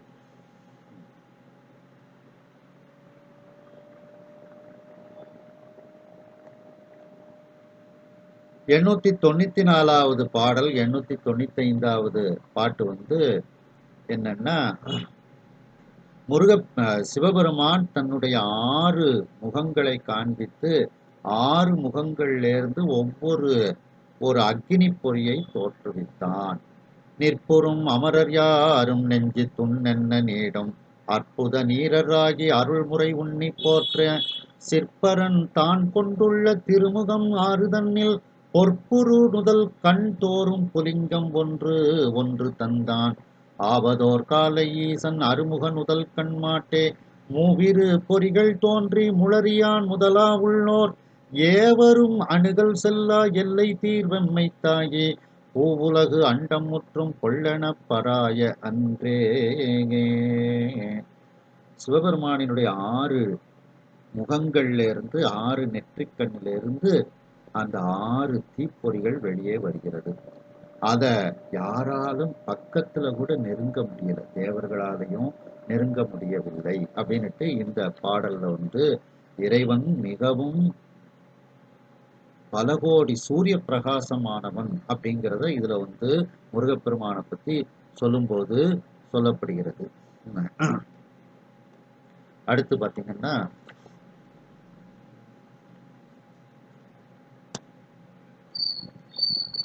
இப்போ இந்த 6 தீப்பொறிகளும் அங்கே இருக்கின்றது. ஒருவாறு அந்த தீப்பொறிகளினுடைய வெண்மையை தாங்கிக் கொள்கிறார்கள் இந்த தேவர்கள்லாம். அவர் அந்த ஆற்றலை கொடுக்கின்றார் சுவாமி அவங்களுக்கு. அதுக்கப்புறம் சுவாமி வந்து சிவபெருமான் அந்த வாயு பகவானையும் அக்னி பகவானையும் பார்த்து கூறுகின்றார். அது வந்து 916வது பாடல். ஆதகு காலையில் அமரர் தங்களுள் ஓதகு செயல் இலா உலவை தேவையும் மூதகு தீயையும் முகத்தை நோக்குறா மேதகு கருணையால் விமலன் கூறுவான். ஓதகு செயலில்லா, அதாவது ஓய்வு இல்லாத, ஓய்வு செயல் இல்லாத, அதான் ஊக்கம், காலின் ஊக்கம்னுட்டு இதுல சொல்லப்படுது பார்த்தீங்களா. அந்த ஊக்கம் தான் இங்க ஓதகு செயலிலா, உலவைனா காற்றுன்னு அர்த்தம். அந்த காற்றையும், அதாவது ஓய்வு இல்லாத அந்த ஊக்கம் உடைய காற்றையும், இந்த வாயு பகவானையும், அந்த தீயையும், பழமை மிகுந்த அந்த தீயையும், அந்த அக்னி பகவான் முகத்தையும் பார்த்து சுவாமி வந்து கருணையோடு இப்பொழுது கூறுகின்றார். நீங்கள் இச்சுடர்களை நெறியில் தாங்கியே வீங்கு நீர் கங்கையில் விடுத்தீர் அன்னவை ஆங்கவன் சரணம் அமர உய்க்குமால் இங்கு இது நும்பணி என்று இயம்பினான். நீங்கள் இந்த 6 தீப்பொறிகளையும் தாங்கி கையில் எடுத்துக்கொண்டு இல்லை தலையில் வைத்து கொண்டு கங்கையில போய் விட்டுருங்க அப்படின்னுட்டு சொல்லி சொல்றாரு. கங்காதேவி அந்த தீப்பொறிகளை சரவண பொய்கையில விட்டுருவாங்க அப்படின்னு சொல்றாங்க, சுவாமி சொல்றாங்க.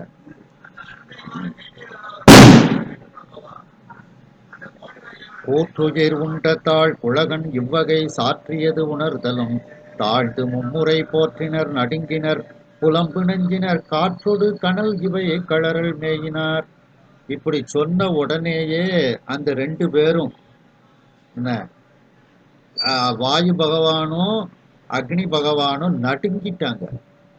நடுங்கி போய் சுவாமி காலில் விழுந்து சாமிகிட்ட இப்போ வந்து அவர்கள் சொல்ல ஆரம்பிக்கின்றார்கள். என்ன சொல்ல ஆரம்பிக்கின்றார்கள் அப்படின்னா, ஈற்றினை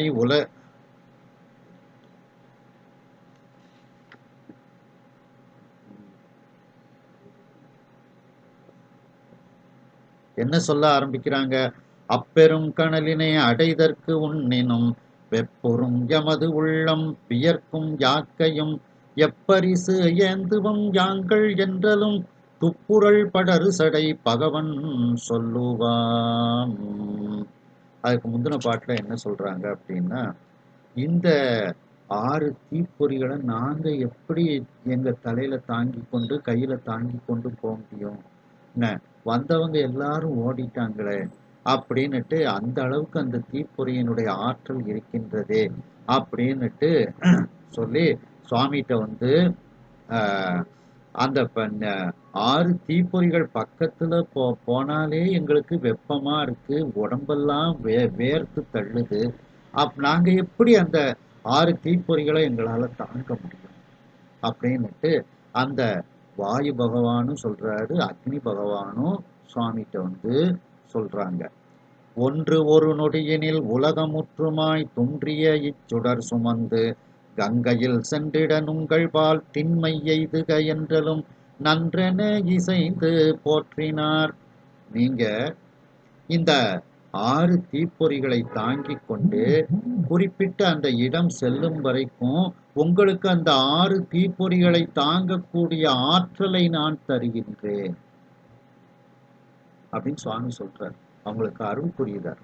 என்ன துன்றிய இச்சுடர் சுமந்து கங்கையில் சென்றிட நுங்கள்பால் திண்மை எய்துக, அந்த நெருப்பை தாங்கக்கூடிய அளவுக்கு அந்த நெருப்பு தன்மை உங்களுக்கு தருகின்றேன். புரியுதா? அப்போ அந்த அக்னி ஏற்கனவே அக்னியா இருக்கு. அந்த தீயில் வெம்மை செய்தோன் அப்படிங்கும்போது இயற்கையாக உள்ள அந்த தீயில உள்ள நெருப்பு அதை சுவாமி அமைச்சு கொடுக்கிறாரு. இன்னும் அதிகமாக சில சமயங்களில் அதை அமைத்து கொடுக்கின்றார். அதுக்குத்தான் இது சரியான இடம். அந்த வாயு பகவானாலையும் அந்த அக்னி பகவானாலையும் அந்த நெருப்பை தாங்க முடியவில்லை. அந்த கங்கையில கொண்டு விடுத வரைக்கும் உங்களுக்கு அந்த ஆற்றலை நான் தருகின்றேன்னா இன்னும் அதிகமான அந்த வெப்ப ஆற்றலை நான் உங்களுக்கு தருகின்றேன் அப்படின்னு சுவாமி சொல்றாரு. அப்ப இப்படி வித்தியாசமாகவும் வித்தியாசமாக இல்லை, இப்படி ஒரு கோணத்திலையும் நாம வந்து இந்த இடத்திற்கு பொருள் சிந்திக்க வேண்டிய இடமாக இருக்கின்றது. அடுத்து பாத்தீங்கன்னா மற்றது தெரிதலும் மாலையன் முதல் சொற்றிடும் அமரர்கள் துளக்கம் நீங்குரா இற்றது கொல் எமது இன்னல் என்றனா உற்றனர் வகையை உடலம் விம்மினார். சுவாமி இப்படி சொன்ன உடனே எல்லாருக்கும் மகிழ்ச்சி ஆகி விடுகிறது. அது அடுத்து பாத்தீங்கன்னா 927வது பாடல். முன்னுற மாறுதன் முதல்வன் தாள்களை வன்னியம் தேவொடு வணங்கியே எழி அன்னவன் அருளினால் சுடர்கள் ஆரையும் சென்னியில் மேற்கொடு சேரல் மேயினான். முதல்ல வாயு பகவான் வந்து அந்த 6 நெருப்புகளையும் அந்த நெருப்பு 6 தீப்பொறிகளை வணங்குகின்றான். முருகப்பெருமானை தீப்பொறிகளாக இருக்கக்கூடிய முருகப்பெருமானை வணங்கி அந்த 6 சுடர்களையும் தன்னுடைய தலையில வச்சுக்கிட்டு அந்த வாயு பகவான் போறார். அப்ப அந்த வாயு பகவானிடத்தில் அந்த 6 நெருப்புகளை தாங்கக்கூடிய அதிகமான ஒரு வெப்பத்தை சுவாமி அங்கே அமைத்து கொடுக்கின்றார். ஒண்ணு. அப்படி அந்த வாயு பகவான் வந்து கொஞ்ச தூரம் போறார்.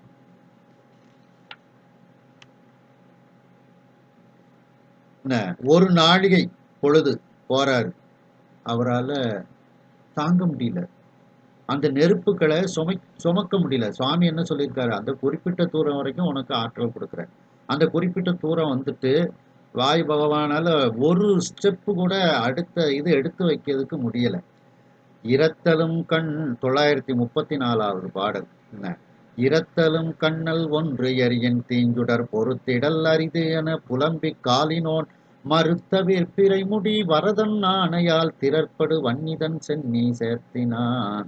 அந்த குறிப்பிட்ட ஒரு நாழிகை, கண்ணல்னா நாழிகை, அந்த ஒரு நாழிகை பொழுது கழிந்த உடனே அந்த வாயு பகவானால அந்த நெருப்ப அந்த 6 தீப்பொறிகளை தாங்க முடியல. எப்பா என்னால தாங்க முடியல, அக்னி பகவானே இந்தா நீ உன் தலையில வச்சுக்கோ அப்படின்னுட்டு அந்த 6 தீப்பொறிகளையும் அந்த வன்னிதன் சென்னி சேர்த்தினான். வன்னினா அக்னி, அந்த நெருப்பினுடைய அக்னி பகவானினுடைய தலையில் வைத்து விட்டார். அடுத்து சேர்த்தலும் ஒருபதம் தீயின் பண்ணவன் வேர்த்து உடல் புழுங்குற மெதிவில் தாங்கியே பேர்த்து ஒரு பதம் இடப்பெறாது வல்லை போய் ஆர்த்திடு கங்கையின் அகத்து வைத்தானரோ. அப்படியே அந்த நெருப்பை தாங்கும் போது அவன் உடம்பெல்லாம் வேர்த்து வடியுது, உடம்பெல்லாம் புழுக்கம். வருத்தத்தோடு அந்த 6 தீப்பொறிகளை சுமந்து கொண்டு நேரா எவ்வளவு வேகமா போக முடியுமோ போய் கங்கையில கொண்டு 6 தீப்பொறிகளையும் அந்த கங்கையில் அவன் வைத்து விடுகின்றான், கங்கை தண்ணீரில் வைத்து விடுகின்றான். அப்போ அது நெருப்பு, அக்னிதான், அதுக்கு அதுல தீ இருக்கு. ஆனாலும் இப்ப அந்த முருகப்பெருமானை தாங்கக்கூடிய அந்த அதிகமான தீயையும் சுவாமி அந்த வலிமையையும் அந்த அக்னி பகவானுக்கு அமைத்து கொடுக்கின்றான். அப்படிங்கிற இடமும் இங்க நம்ம சிந்திக்க வேண்டிய ஒரு இடமாக இருக்கின்றது. இயற்கையாகவே அந்த அக்னிக்கு நெருப்பை அமைத்து கொடுத்தான். இன்னும் சில காலகட்டங்களில் அந்த பஞ்சபூதங்களுக்கு அதிகமான அதனுடைய குணத்தையும் அவன் கொடுக்கின்றான். அது இது ஒரு சிந்திக்கக்கூடிய இடமாக அது இருக்கின்றது.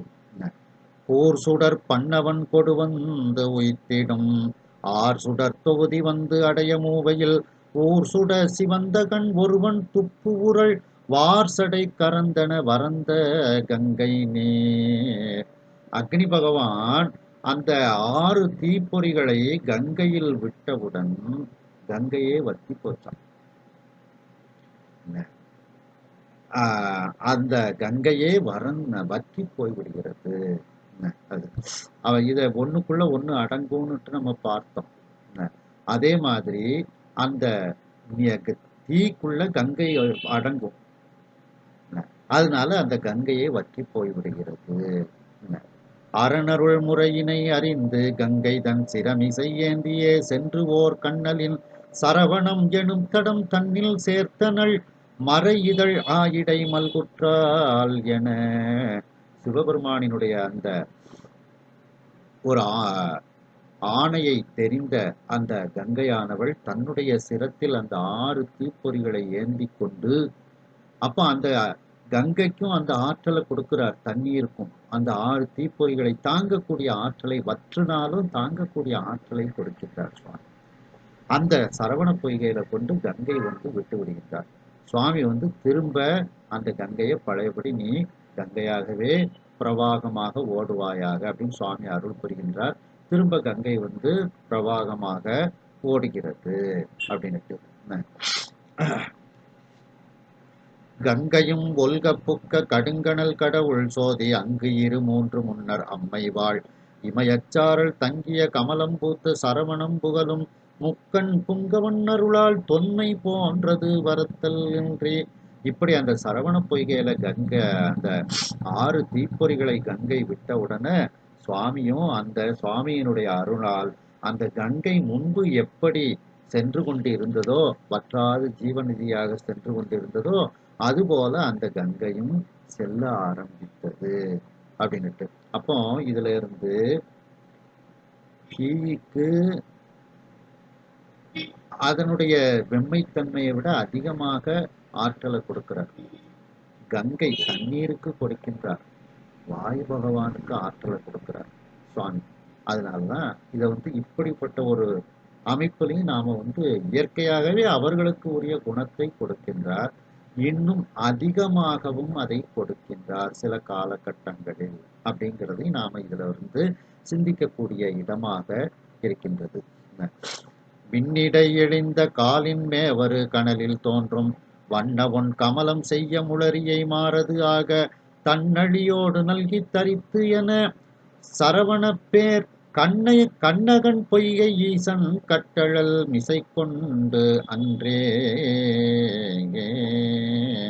அந்த சரவண, அதாவது ஆகாயத்திலிருந்து தோன்றியது காற்று, அந்த காற்றிலிருந்து தோன்றியது அக்னி, அந்த அக்னியிலிருந்து தோன்றியது நீர். இந்த முறைக்கு மாறாக அக்னியை தோற்றுவிப்பது இடமகன்ற சரவணம் என்னும் பெயரை உடைய அப்பொய்கை அப்படின்னு ஒரு சின்ன மாற்றத்தோட அந்த பஞ்சபூதங்கள் இங்கே செயல்படுகிறது. அந்த சரவண பொய்கை அந்த 6 அக்னியை சுமந்து கொண்டு இருந்தது. அப்பந்தான் அந்த சரவண பொய்கையில அந்த 6 அக்னி பொறிகளும் 6 முகம் உடைய குழந்தைகளாக முருகப்பெருமானாக அங்கே வந்து தோன்றுகின்றார். அது சொல்லும்போது, அருவமும் புருவும் ஆகி அனாதியாய் பலவாய் ஒன்றாய் பிரமமாய் நின்ற சோதி பிழம்பதோர் மேனியாக கருணை கோர் முகங்கள் ஆறும் கரங்கள் 12 கொண்டே ஒரு திருமுருகன் வந்தாங்கு உதித்தனன் உலகம் உய்ய. 942வது பாடல். எல்லாரும் கந்த புராணத்துல இந்த பாட்டை மனப்பாடம் பண்ணி வச்சிருப்பாங்க. அப்படி உருவமற்றதாகவும் உருவம் பெற்றதாகவும் விளங்கி முதலற்றதாகவும் பல பொருள்களாகவும் ஒரு பொருளாகவும் விளங்கி பிரம்மம் என்னும் பெயர் பெற்றதாகவும் விளங்கி நிற்கக்கூடிய அந்த பேரொளி, அந்த ஜோதி பிழம்பே திருமேனியை எடுத்துக்கொண்டு கருணை மிகுந்த 6 திருமுகங்களோடு 12 திரு கைகளையும் வைத்துக்கொண்டு இந்த உலகத்தில் உள்ளவர்களெல்லாம் உய்வை அடைவதற்காக அந்த இடத்தில் அந்த முருகப்பெருமான் வந்து தோன்றினார் அப்படின்னுட்டு இதுல வந்து சொல்லப்படுகிறது. இந்த இடத்துல நாம சிந்திக்கும் போதுதான் அந்த தீக்கு, தண்ணீருக்கு, காற்றுக்கு 3 பேருக்கும் அவர்களை விட அதிகமாக இன்னும் ஆற்றலை கொடுக்கின்றார். அவர்களுடைய ஆற்றலை விட இன்னும் அதிகமாக அந்த ஆற்றலை வைத்தவனாக அவன் இருக்கின்றான் அப்படிங்கிறது நாம வந்து இதுல சிந்திக்கின்றோம். இன்னும் இதுல பாத்தீங்கன்னா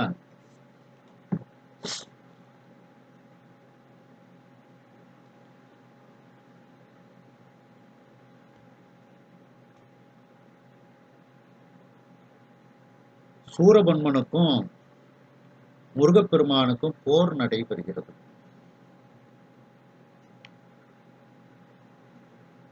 ஏழாயிரத்தி 679வது பாடல். அதாவது சூரபன்மன் வந்து ஒரு பறவையாக வருகின்றான். அந்த பறவையை வந்து சுவாமி வந்து 2 துண்டாக முருகப்பெருமான் வெட்டி வீழ்த்தி விடுகின்றார். உடனே அந்த சூரபன்மன் என்ன பண்றான்,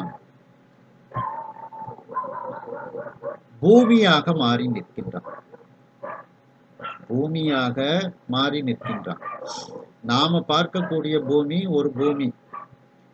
இவன் நிக்கிற பூமியை பார்த்தீங்கன்னா ஆகாயத்தை போய் தொடுது. அந்த பூமி 8 திசைகளையும் தொடுது.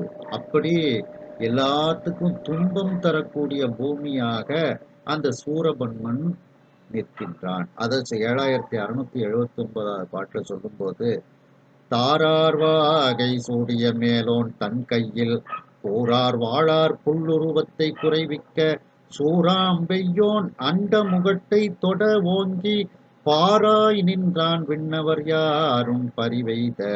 அண்ட முகத்தை தொடுமாறு ஓங்கிக் கொண்டு பூமியாக நின்றான். தேவர்கள் எல்லாரும் பதபதைக்கிறாங்க. இப்படி இவன் உலகம் பூரா பூமியாக இவன் நின்னான்னா என்ன ஆகும்? சூரியன் போக முடியாது, சந்திரன் போக முடியாது அப்படின்னுட்டு அப்படி இந்த சூரபன்மன் இருக்கின்றான். உடனே முருகப்பெருமான் என்ன செஞ்சாரு, அதாவது ஒண்ணுக்குள்ள ஒண்ணு வந்து அடங்கும் அப்படிங்கிறத இதுல வந்து நாம பார்க்கலாம். 7 உட்பட்ட ஆழ்திரை நேமியிடை தோர்த்து தாழ்வில் செல்லுமாதவர் தேரை தடை செய்து சூழிக்கால்கள் வானெறி செல்லும் துறை மாற்றி பாழித்திக்கை மூடினன் நின்றான் படியானோன். எல்லாத்தையும் மறைத்து கொண்டு பூமியாக நிற்கின்றான். ஆறார் சென்னி பண்ணவன் மைந்தன் அது காணா சீரா நன்றால் சூர்புரி மாயத்திறன் என்னா கூறா அங்கை செஞ்சிலை தன்னை குனிவித்தே ஊரார் வெங்கோல் 7 தொடுத்தே உரை செய்வான். உடனே முருகப்பெருமான் வந்து 7 அம்புகளை தொடுத்து அந்த அம்புகள்கிட்ட சொல்றார், நீங்க வந்து 7 கடல்கள் 7 கடல் மணலை அளவிடின் அதிகம் எனதிடர் பிறவி அவதாரம் அப்படின்ட்டு அந்த 7 அம்புகளை பார்த்து சொல்றாங்க, நீங்க வந்து 7 கடல்களாக மாறி அந்த பூமியை இருக்கிற இடம் தெரியாம நீங்க பண்ணிடணும் அப்படின்னு சொல்லி முருகப்பெருமான் 7 அம்புகளை அனுப்புகின்றார். நெடுவானத்தின் காரும் எழுந்தே நிமிர் வெய்தி முடிவான் வெய்யோன் பாரகமா என் முன் நின்றான் கடல் 7 என்னும் தன்மையின் நீவிற்கடிது ஏகி அடுவீர் என்றே விட்டனன் யார்க்கும் அறிவொன்னான். அந்த கொடியவனாகிய சூரமன்மன் பாரகமாய் என் முன் நின்றான். பாரகம்னா பூமி. பூமியாக என் முன்னால நிற்கிறான். நீங்க 7 கடல்களாக உருவெடுத்து அவனை நீங்கள் அழிப்பீர்களாக அப்படின்ட்டு. இது என்ன, அந்த பூமியை பதப்படுத்தும் எது, தண்ணீர். புரியுதா? குளிர்விக்க செய்து பதப்படுத்தும் போது அந்த பூமி அப்படியே கரைஞ்சு போயிடும். கடினத்தன்மை இல்லாமல் கரைந்து போய்விடும். அது அழிதல் அப்படிங்கிற இதுல. அதுதான் 7 கடலை அனுப்புகின்றார். என்ன, ஒற்றை செவ்வேலோன் விடுவாழி உலகெல்லாம் சுற்றி கொண்டே உண்டிடு நேமி தொகை போலாய் செற்றத்தோடும் ஆர்ப்போடும் ஏகித்திரை வீசி மற்ற சூரன் தன் உருவத்தை வளைவுற்ற வளையா வெஞ்சூர் மாயிரு ஞால வடிவத்தை களையா உண்டே இன்மையதாக்கி கனையேழும் திளையார் நீத்த தொல்லுரு நீங்கி செறிவின்கண் விளையாடுற்ற எம்பெருமான்பால் மீண்டுற்ற.